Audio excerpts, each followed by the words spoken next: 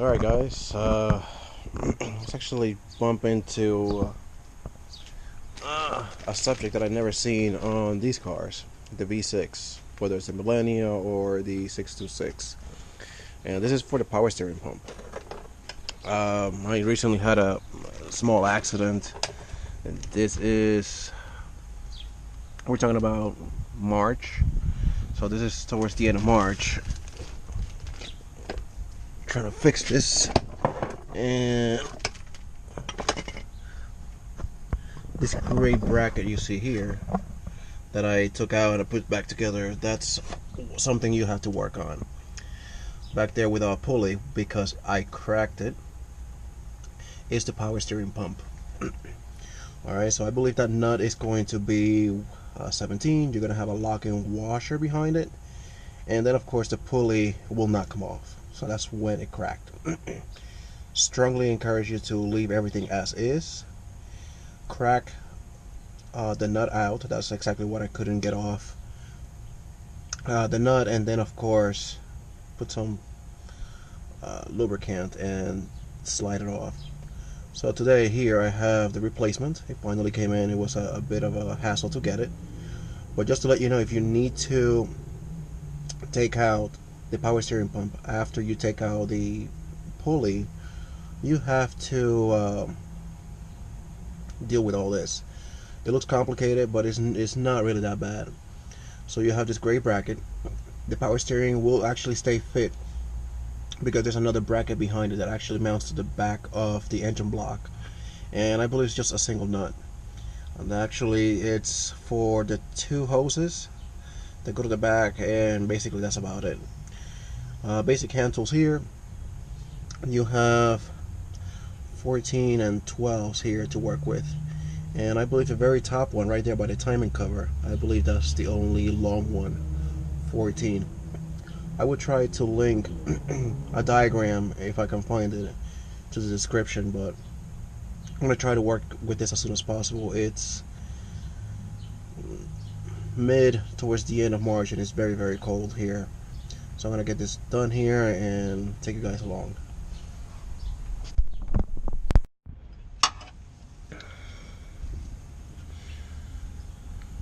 '17. I basically took this pump out to rebuild it, put new seals. I'm going to put some thread lock here after. Hopefully you can see. 17. This is the broken part from the old pulley, and as you can see, there's the lock wash, which I'm going to put there on the ground. So the reason why I also painted this, because aside from the fact that I like the color, for you guys to see, I don't know how well you can see it, but as you can see, it's pretty dark down here, plus the parts are black, so the gray kind of stands out. You have an idea how it looks all installed in there. This bracket right here, and I had cracked it and I had to get it soldered. This bracket alone is super expensive at Mazda. The pulley as well, very hard to find. I couldn't find it for this car at all. Luckily for me, I know for a fact that the pulley and the pump itself, the parts are the same for the 626, so you're not going to find it for the Millenia, and if you find it at the dealer, most likely it's going to be expensive. I actually found this pulley, and the only one that actually carried it was Advanced Auto for about 23 bucks. Mazda wants, I believe, 115 for it, so be mindful of that. It looks like it was metal, but it was plastic. The part right here, it's 300/602. As you can see, pretty straightforward. We're going to install it. You gotta play with it, and it bolts right in. And as you can see, there it is. I am very happy with it. Let me get some thread lock and tighten this thing up. I'm gonna put the belt on it. I'm caught here on the crank sensor.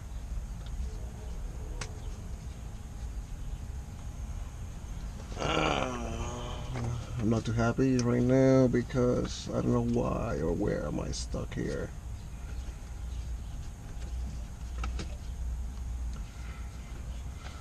Okay.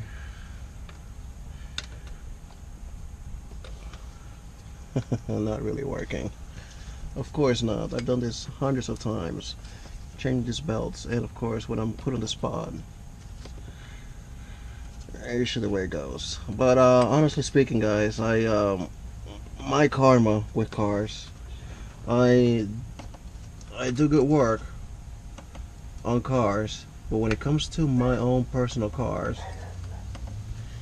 for some reason, always something always has to happen. Okay, I'm happy. It finally went through. Alright, so I just have to align it with the water pump on top, and I have this piece of plastic here that is really bothering me. So let me take a little break from it because it's really getting to my nerves. I don't know how am I going to put the thread lock over there, but if not, I might just put it here on the nut. Just bear with me here. I'll leave you with my barking dog.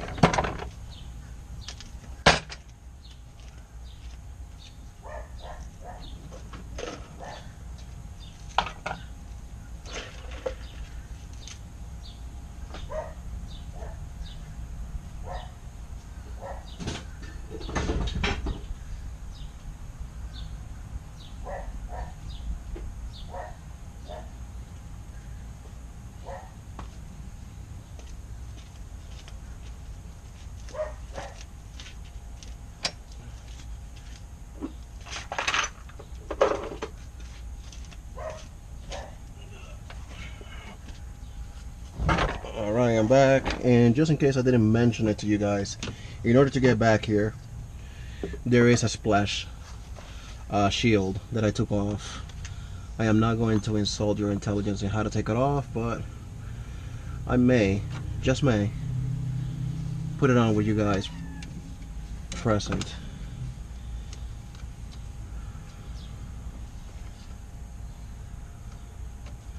And here we go. Finally, it's through the plastic. I'm actually routing it onto the water pump, which again is not cooperating from down here.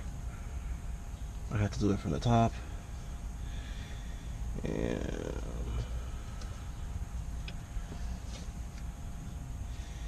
And I'm just gonna have to pause the video here because I believe I have to lower this idle pulley, and I'm gonna have to get my tool for it.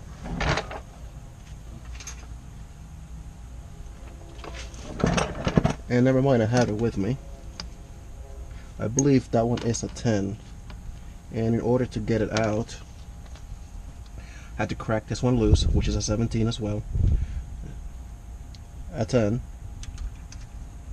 Perfect fit.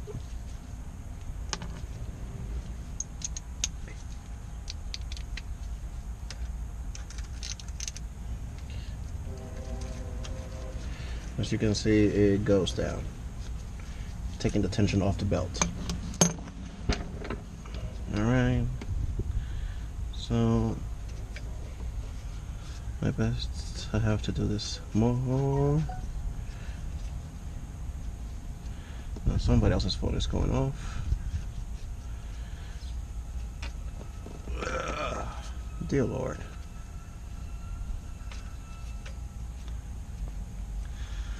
Also, doesn't help that this belt is fairly new and it really hasn't really found this as its own car. Alright, so here we go. That's the belt installed. I am going to put some tension here so we can take the slack off.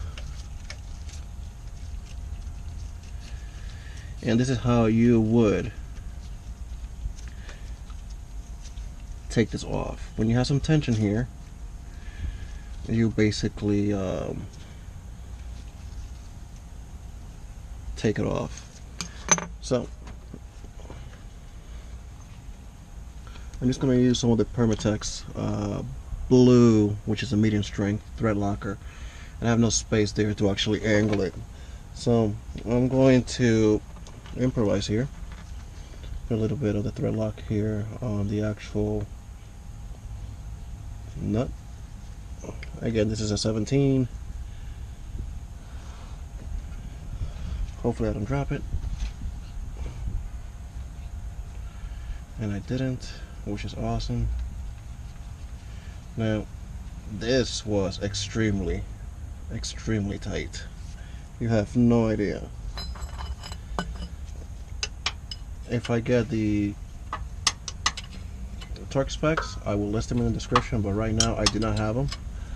I'm just getting this car ready. I had no power steering, and as you can know, it is not fun to drive without power steering. You basically have to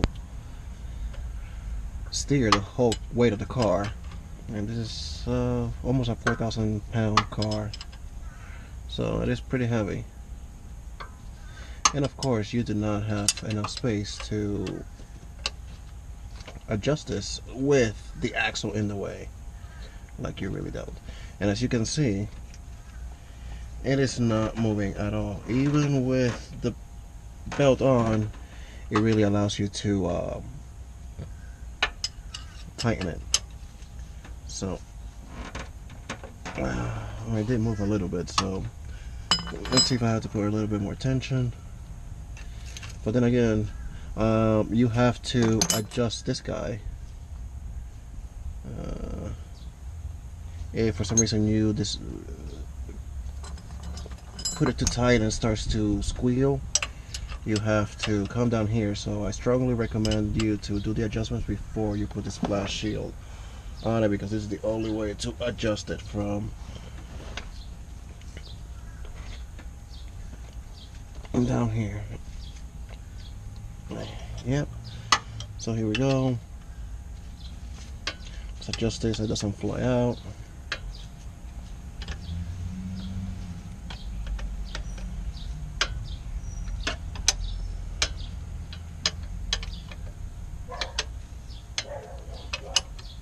I guess I have a delivery over there because the truck just parked. Okay, so this is good. Put the thread lock down here. Put this parts away. Alright, so it is all set. I am going to turn it on. I may not have leaks. I am not really concerned about that. I will of course address it. I do know that I need valve cover gaskets, and I may have some oil leak coming down from the back rear bank coming down here, so I just basically cleaned all this as much as I could and rebuild the pump. They do sell kits for the pump, and I'm gonna put the battery on and test it. I also have to bleed the power steering, so let me get all that done and I'll take it with me. Alright, moment of truth, let's turn it on. It may actually start to make some sounds because it may be dry, in case you actually bled the system out or basically did a flush. So let's actually turn it on and see how she sounds.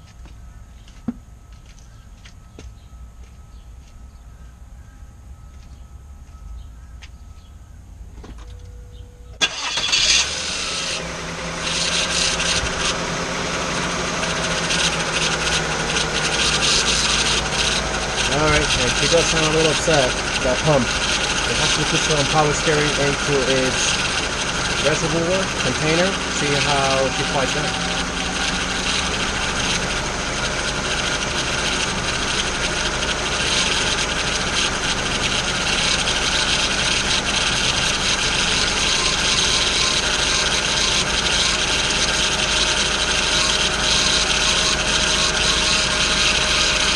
There's W.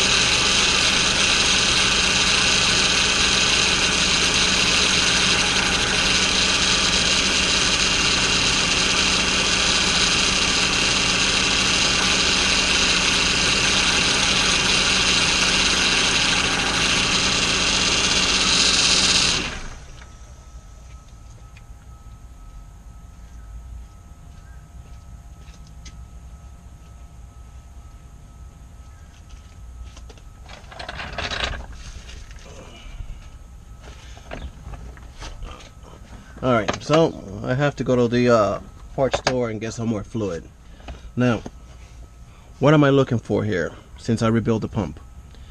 This right here, which is the low pressure side, there is a gasket in there that I did replace. It's not leaking, which I'm happy to see. Now, right here, this high pressure pump line, I just saw it leak. Now, I may need to replace it, but I have to find out if it's not coming from the top of the engine. So this line right here may need to be replaced, which is going to be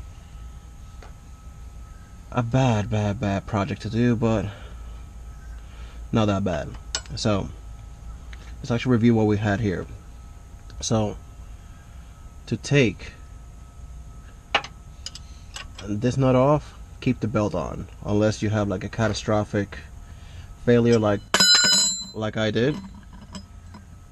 Keep it on, that way you can crack it loose, put some penetrant, I don't know, WD-40 or liquor wrench, whatever. I don't know if from the factory they put Loctite or something, I do not know.